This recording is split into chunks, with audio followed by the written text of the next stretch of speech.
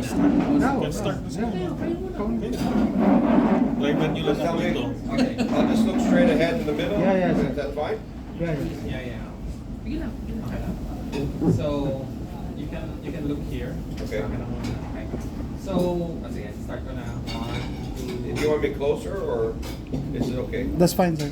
Yeah, I think lapit kasi yung mic ng phone baka yung pick up. Okay. May ba siya? Yeah. Lapit na ako. Yeah, lapit ka. Lapit. Yeah, ikaw, Charles. Yeah.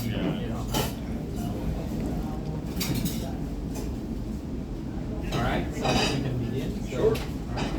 So Martin, thank you very much for having us here at Armscor, Rock Island Armory and Armory, no? Rock Island. But we're Rock Island Armory, that's our brand. Armscor Global Defense is the company that owns all the other companies.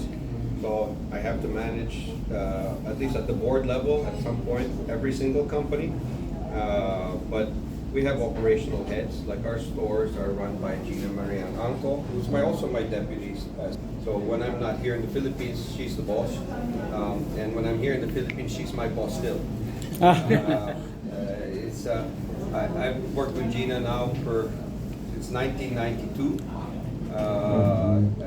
And I think she started in 1991, but 91, right? 91. 91. July, next Yeah. week. Yeah. Will be my So, but I started working in the warehouse, driving a forklift in 1992.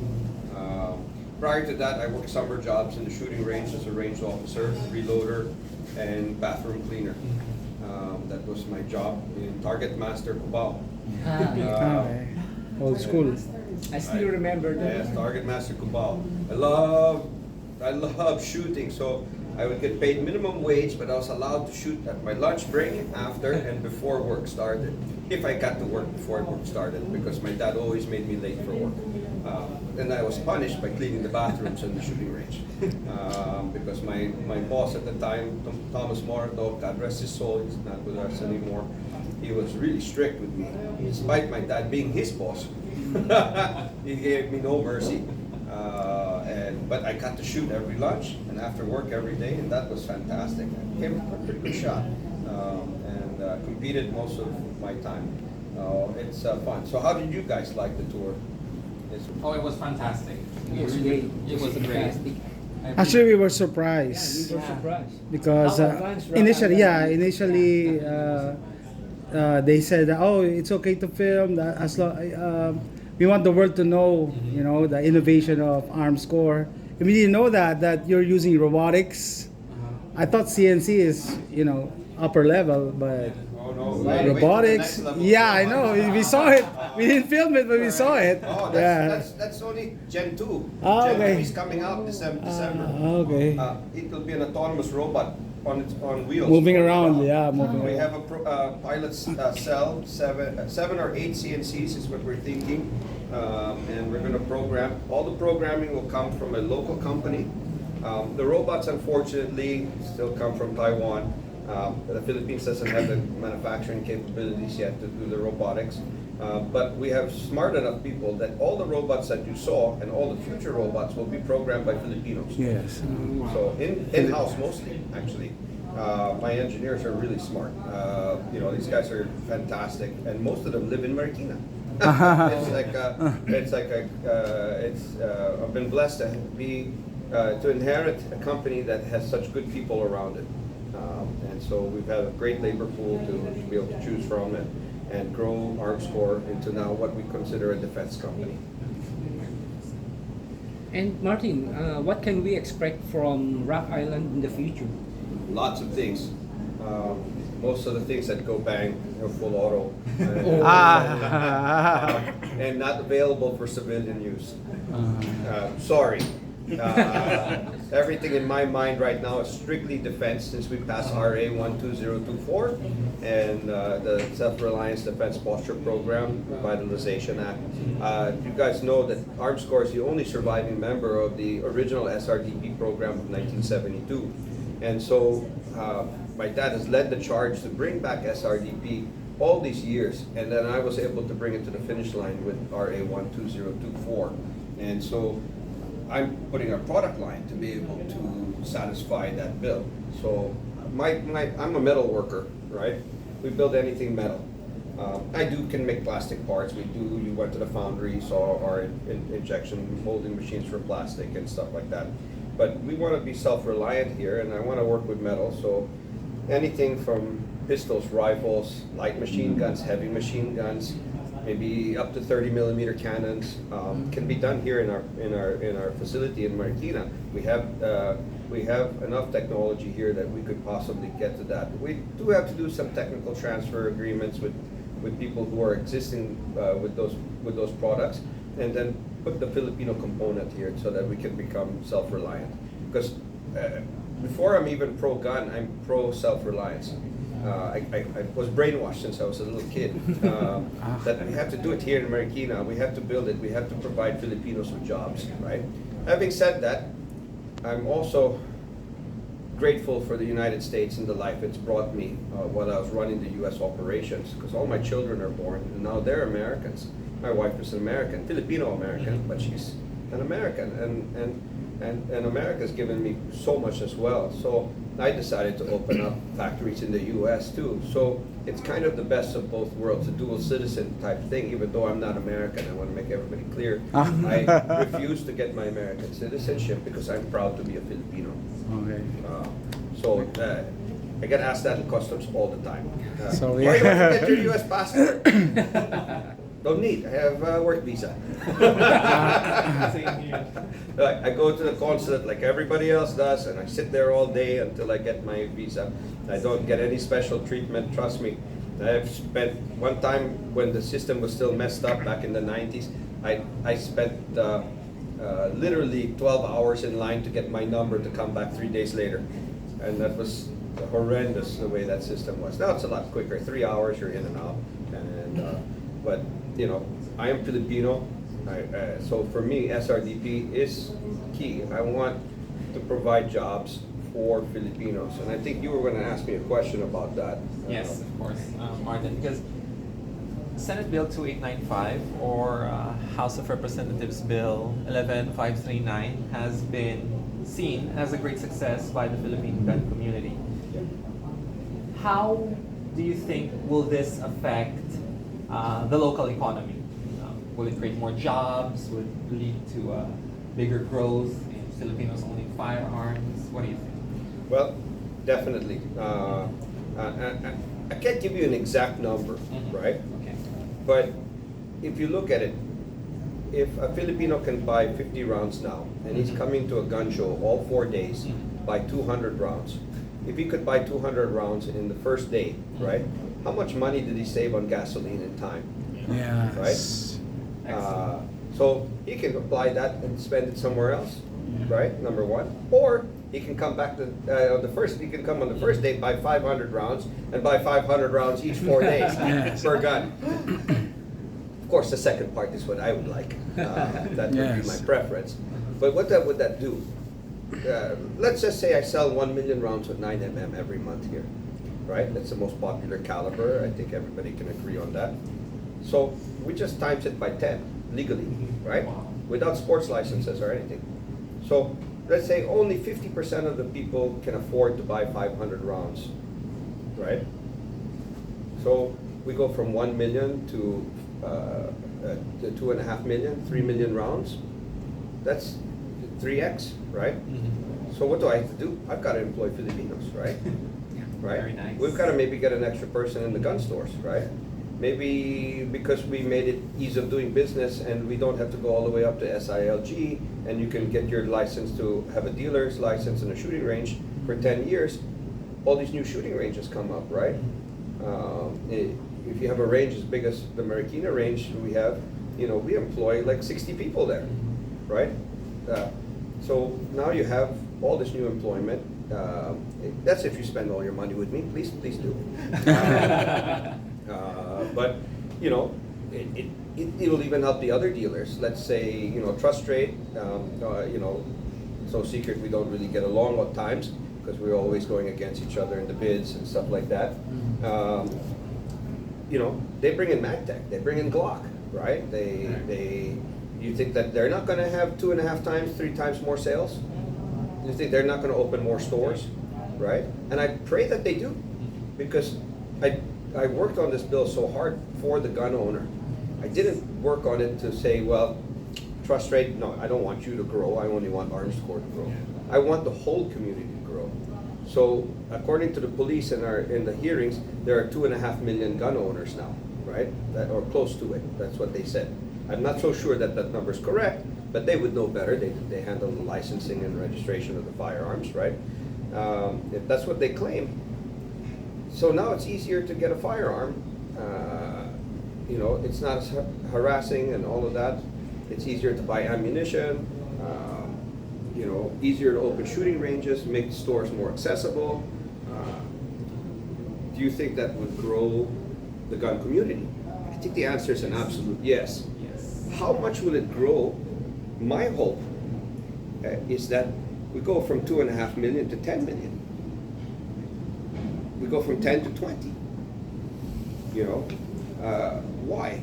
Because the first thing I said in the hearings in the Senate was, we are a force multiplier for good. Yes. If you look at it, criminality goes down when law-abiding citizens have firearms. Because do you want to rob a house where you can get shot? Right? Do you want to try and hold up somebody who's carrying a gun? They'll shoot back, right? You're defending your life, you're defending your property, your family.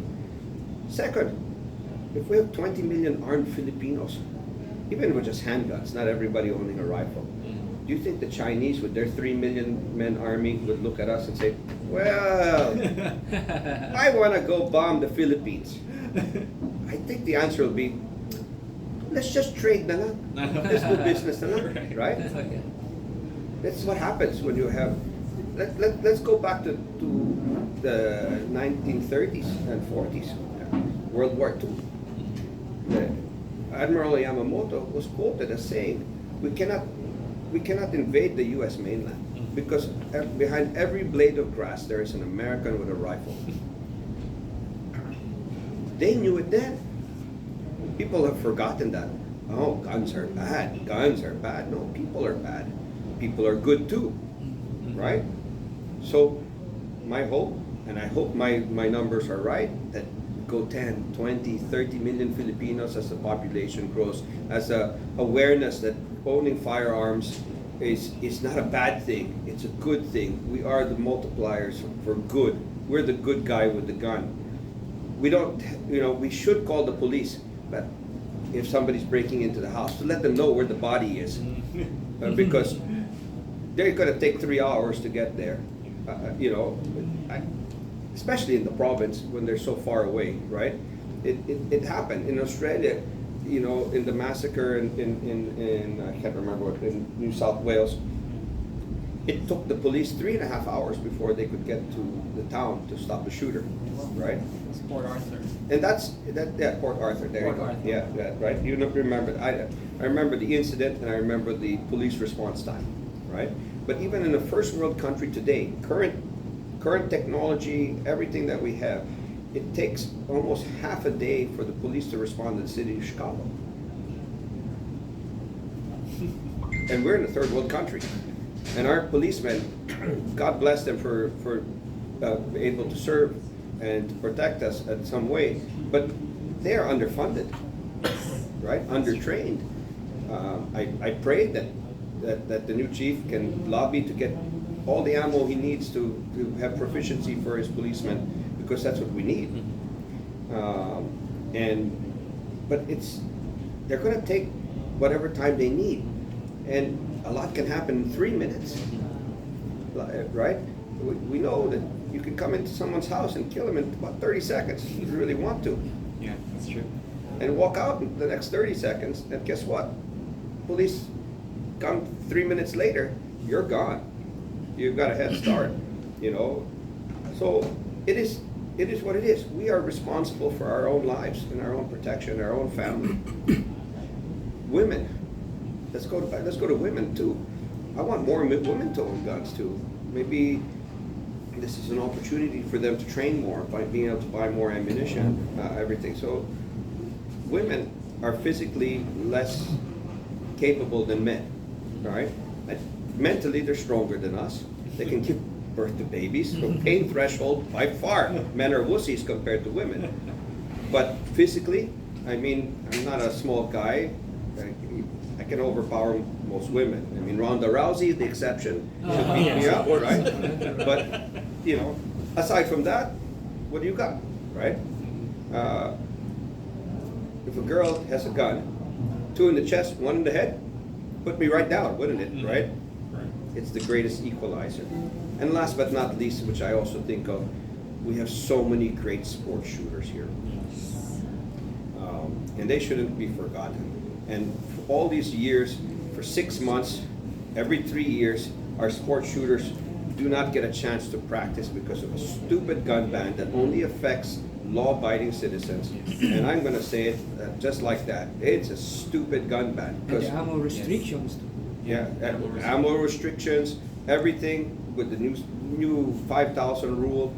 Believe me, I wanted it higher than that because Eric Rafael shoots 1,000 rounds a day when he's getting ready for a world shoot. He's won 9 world titles. He's about to win his next one because he ain't gonna lose because he's like a machine because he trains. And our people do not have that same opportunity. Yet we have the talent here. Our young shooters, you know, we got Bro Texon who used to shoot for me. I'm a little pissed off about that You're because right. he left me, but you know, but you got Bro, you've got Edsel, you got Khalil, all those guys, right? These guys are fantastic shooters, and they're not given an opportunity to shoot. You know, 6 months of the year they got to go to the U.S. to shoot. You know, come on, right? You look at all those points. This law is so important for everybody. It doesn't matter whether you're a sports shooter or you want to defend your life. If you're a woman, you know, the important thing really is you take advantage of this law because we're law-abiding citizens, and now you have the opportunity to train, to practice, the convenience. You know, 5-year PTCs instead of 2 and 5-year PTCs. I wanted 10-year PTCs to match our licenses. So ease of doing business. I was told if I kept on pushing that bill would go through. I took my win. You know, lots of things are good things in that bill. You know, and so you know, your guess is as good as mine how it will grow the industry. But my hope, and I think it can be a reality, is that we get into the tens of millions of Filipino gun owners. I don't know what the statistics are. Out of 110 million Filipinos, how many are over 21 that can afford a firearm and that can qualify for a firearm? But definitely, if 10, 20 million people are within reason with the numbers. I'm sorry, long-winded answer. I apologize. No problem. That was fantastic. Thank you. Any other questions?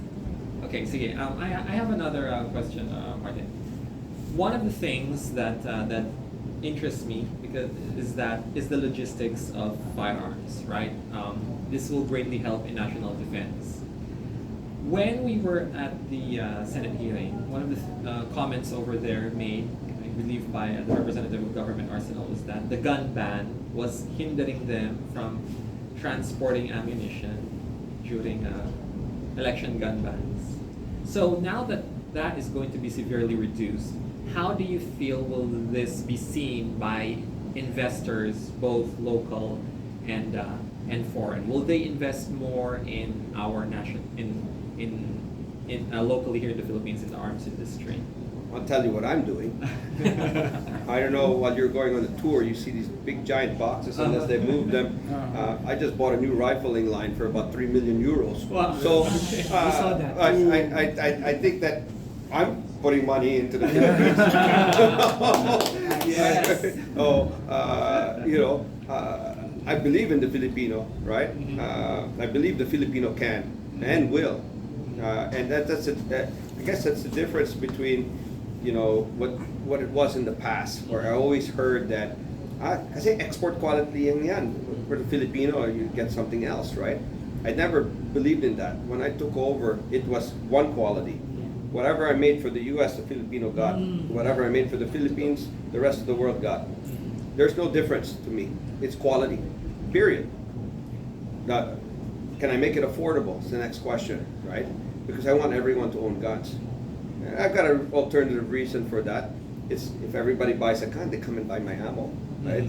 So I benefit. So I don't need to make as much money on guns. You know, traditionally 1911s, you know, the cheapest one you could buy, you know, was a Colt, maybe 50,000 pesos back in the day, in the 80s, you know, 90s, it was expensive, right? And then I come out with you know, our security guard gun is, I think, MSRP of 20,000 pesos, right? Less than half a price. Don't quote me on any of those prices. My figures are all old. I didn't look at any of the prices at the tax show. So I'm just giving an example, round figure, right? Why did I do that? I'm making a little bit of money. I'm a businessman. I'm not a charity, right? But I want everybody to buy guns. I want everybody to fall in love with what I have fallen in love with since I started walking. I started shooting at 3.5 years old. I've been walking through this factory that you just went through when we didn't have 90% of the buildings we have here right now. In fact, up by the offices where we have our assembly, that was extended out. But where firearms engineering and all of that, that was air rifle assembly. And I used to go there with the employees, and there was this big open air window to air out the room. And I used to get the air rifles and put cigarette butts, because they were still smoking in the plant at the time. And we put cigarette butts on matchsticks and put them on the windowsill, and we'd have piso shooting matches inside that. And that's me at 4 years old, 5 years old doing that. It was so much fun. And I'd wait for my dad to finish his meetings, which, by the way, were extremely boring. At least for a 5-year-old they were, a 6-year-old. And then my dad would come and take me to the range. And this beautiful VIP range, which you guys are going to be shooting in, was just mud and dirt with a couple of carpets, so that during rainy season we could not step on the mud. And the backstop was old stocks, rejected wooden stocks that we'd made into the backstops. And I shot my first machine guns here, my submachine guns mostly at the beginning, and then M16A1 around 7 years old. And I just fell in love with guns. Even in high school, my dad had a contract with Israel. We had to shoot barrels of 9mm ammo with Uzis. Oh, what a great day that was. Imagine you have somebody loading your magazines and you just get to shoot 30, 40,000 rounds with everybody just going crazy, Ramboing it, everything. Man, that was so much fun here. That's how I grew up, and I love guns. I love the business too. I mean, life has put me in a position where I get to change the laws. Oh my God, my country, for the better. 2 laws in 2 years, one benefiting the sport that I love, and all the people that I've always advocated for, right? The other is for the Filipino employment, for the workers that I love. Man, it's like, holy crap, this job's fantastic. I mean, it's like, what other chance do you get to do that? My dad did his best. I love my dad, and I know he did his best. Everybody says, how did you do all of this? And I said, the stars aligned. Because there's no other explanation. God has blessed me. The stars aligned. God has blessed me. God put me in the path of the right people. It was my choice of whether or not I pursued it. Sure, God gives you free will, but He gives you those opportunities. This is what I've been praying for my whole entire life. It's not about me. I will tell you right now, you can ask anybody. I have not taken a raise since I've taken the job as president of Armscor. Not once. That's 12 years now. I've not taken a single raise. I have a bonus system. If we do well, I get a little bit of extra money at the end of the year. If I don't do well, like last year, I don't get any money. All right? It's the way it goes. I'm performance-based. But I so enjoy seeing my employees. knowing that they can feed their families, put their kids through school, especially when I hire their kids to work for me, because I've been working for 35 years for my family. So I'm hiring their kids now, and I'll probably die hiring their grandkids. All right, it's just so much. I'm so proud of my guys here in Armscor. That they do such a great job, and I love them so much. This is a family business. I was told that maybe we should go public, and I said I would lose the culture that I love so much if we went public, because I really want this to be the Armscor family. This is the headquarters, Marikina, Philippines. This is where it all began. This is where it will continue, and this is what I would love to see always.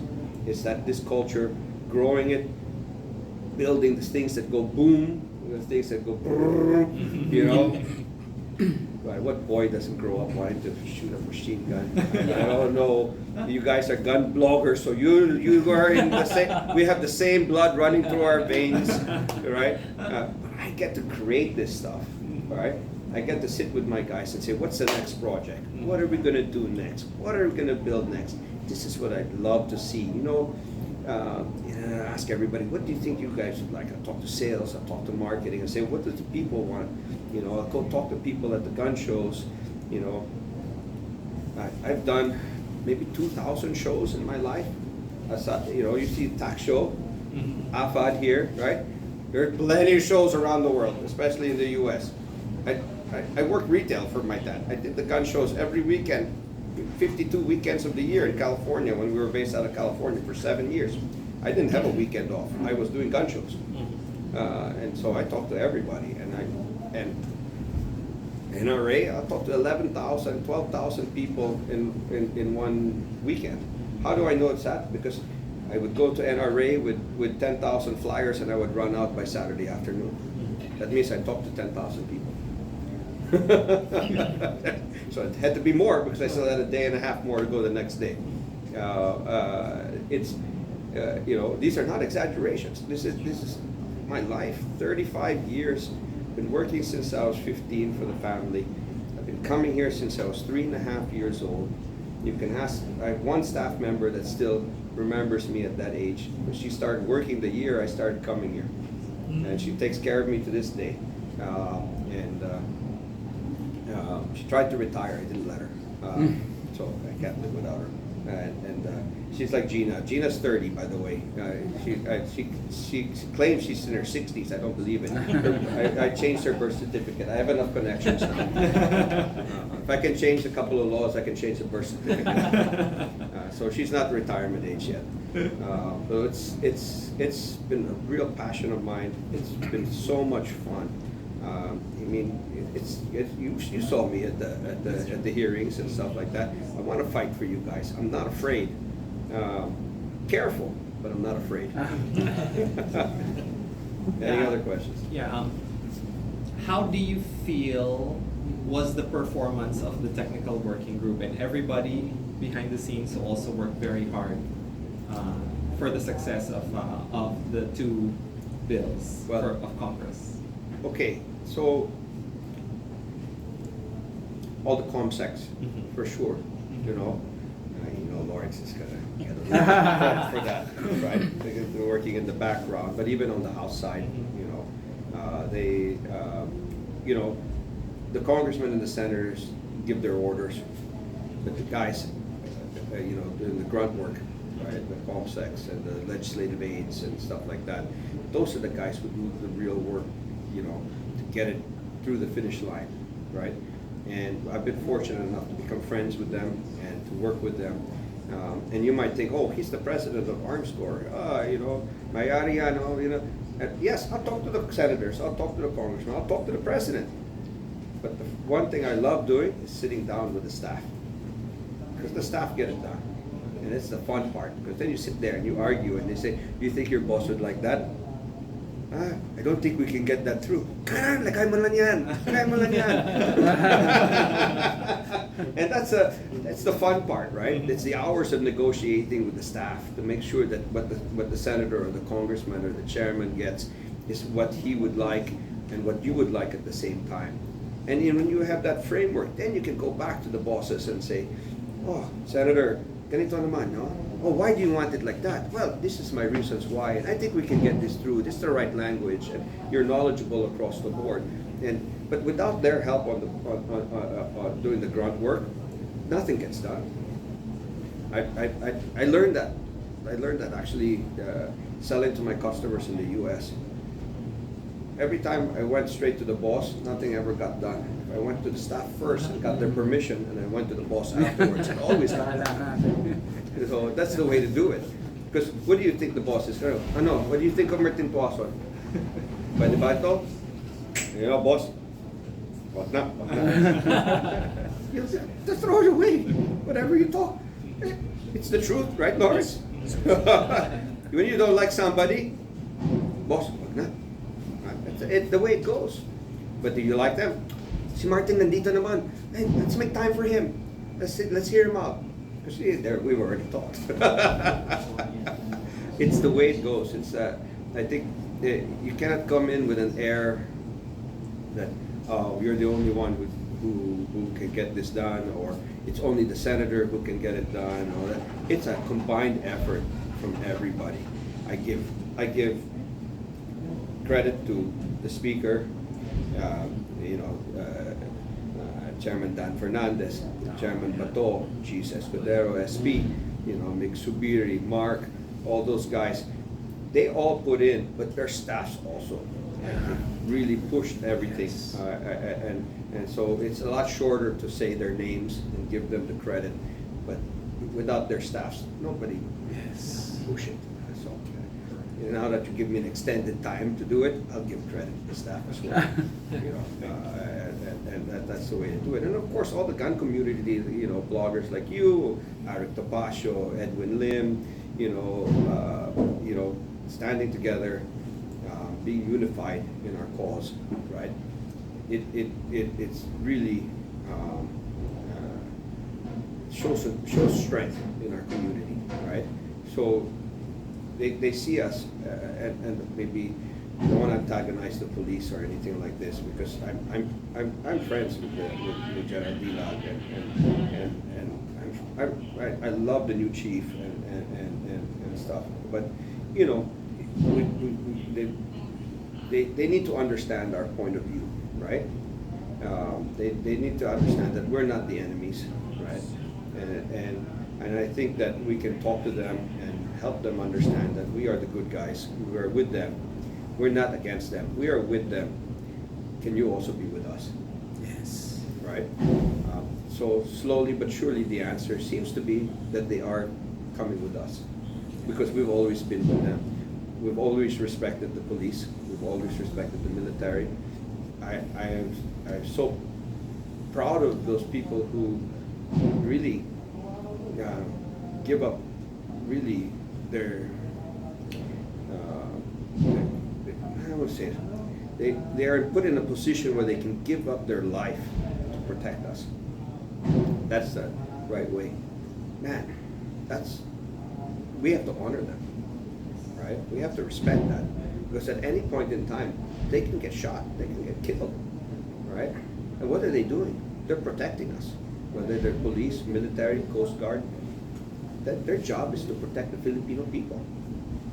So we always have to be with them. Sometimes you just don't look like they're with us. So it's our job to say, no guys, we love you, man. We can work with you. We just want to be law-abiding citizens and follow the law. And we just are asking for respect on that. Don't look at us because we want to buy a 5.56. You're a criminal. What do you need a 5.56 for? Well, I'll tell you what I need a 5.56 for. If I'm in the farm and I have NPA, and you guys aren't around, they have 5.56. I need 5.56. Let's go even further. I have a 5.56, and the Chinese are thinking of coming in. Do you think they'll come in if there's 20 million people with 5.56? I think the answer is no. So we are a deterrent. So I really think that it's really, our job as gun owners, as law-abiding citizens, to tell the police, we love you, we want to work with you, and we respect you wholly. We're just looking for the same in return. And that's as simple as that. And so the answer, again, long-winded answer for the TWG, everybody did their part.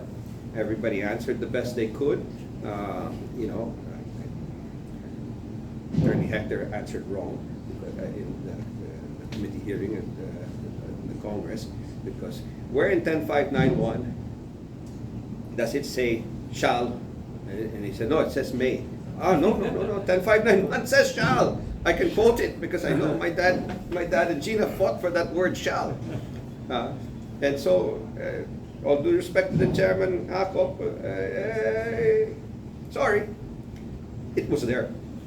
I'm sorry I wasn't at the hearing. My fault. I was watching it on the iPad. And I almost broke my iPad in half when he answered wrong. Because I know the law so in and out, and I couldn't believe a lawyer didn't know that law, that he's in the business, you know. Because also the same mentality, I guess, is that even though it says shall, oh, it's may. Well, maybe. Sorry, cut that out. Man. I don't want to get in trouble with the police. And if you do that, you know, it's you know, we just have to let them. We just have to realize that they do control it. So we have to work with them all the time, and I end up becoming friends with a lot of these generals and a lot of these colonels. You know, they're really great people. They just have a different mindset than us. So it's our job to sell our mindset to them. So an answer that helped, except the police. That's it. No, you can put that. Because it's One on true. one with Mr. Tuazon. It's true, No problem. right? Of It President of definitely Armscor. denied that they were not really helping us out. They were on the other side of the table. Yeah, and I had a lot of fun with that.